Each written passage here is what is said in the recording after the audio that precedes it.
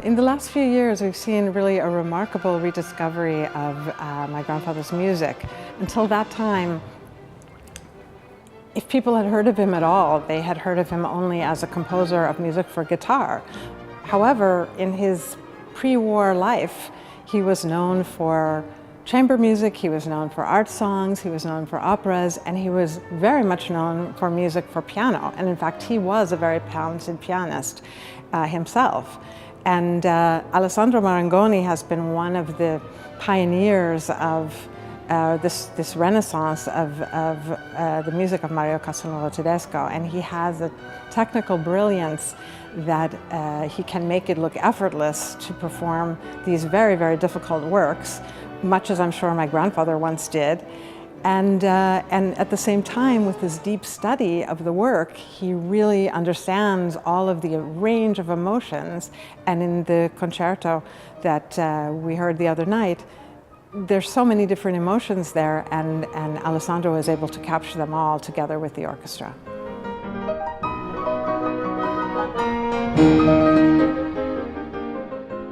It was just the way that the orchestra and Alessandro played together, and certainly the Orchestra Verdi has a wonderful background in playing this music of the 20th century in Italy, and so they were well prepared to take on this new piece, new to them for the first time, and it was a wonderful experience to hear them together with Alessandro.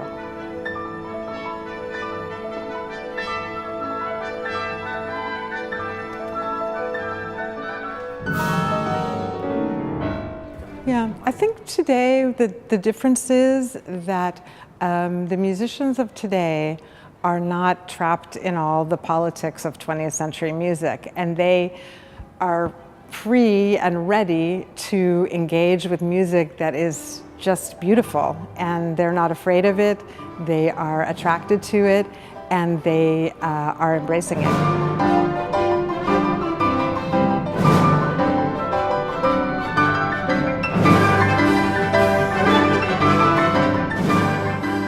Faith was a very important element in Mario Castelnuovo-Tedesco's music.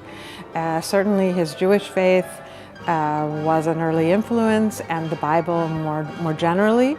But growing up in Catholic Italy and essentially around the corner from the Duomo in Florence, he was always attracted to and knowledgeable about and affected by the story of Jesus, for example, which we see in Evangelion, which is one of his masterpieces.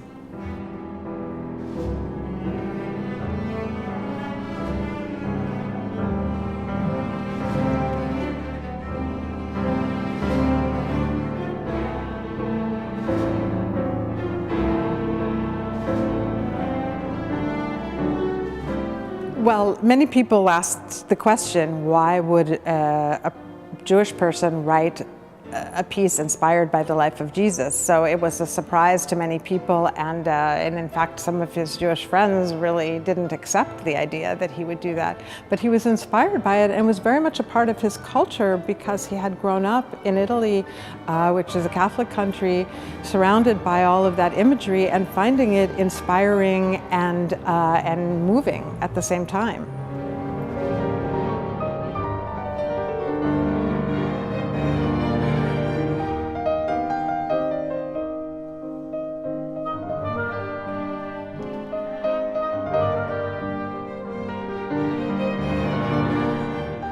After Mario Castelnuovo-Tedesco came to the United States and essentially had to restart his career, he was quite disenchanted with fame and the whole idea of it. And he had had a very brilliant early career and a lot of fame and a lot of easy success.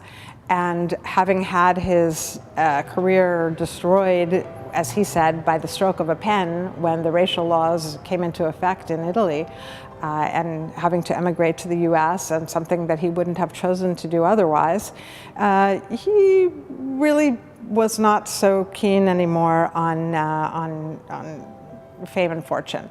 And he began to really focus his life much more on the future, and the future meant on young people and teaching them, taking all that he had learned in the conservatories in Italy, all he had learned in the studios in Hollywood, and helping young composers who wanted to start their careers to learn everything that he could teach them.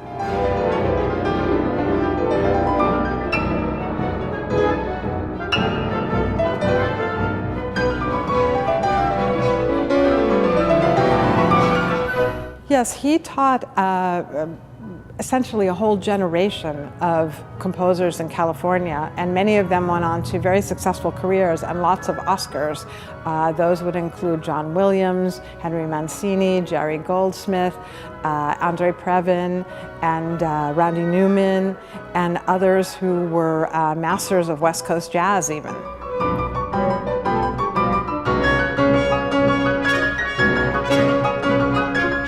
Yes, he certainly had an influence on the next generation. I think it's something really that's a big part of his legacy that he left behind for the future. And I'm sure that he would be very proud of all of their successes. Mario Castelnuovo-Tedesco has a lot that we can learn from in his life, because he really did what he was inspired by. And he didn't pay attention to what other people thought of him. He didn't pay attention to whether he was in style or out of style. He really just did what was in his heart and what was meaningful to him. And I think it's for creative people, no matter what you do, I think it's a wonderful message. And to see how, in fact, 80 or 100 years later, his music is appreciated, but at any rate, he did what was right for him.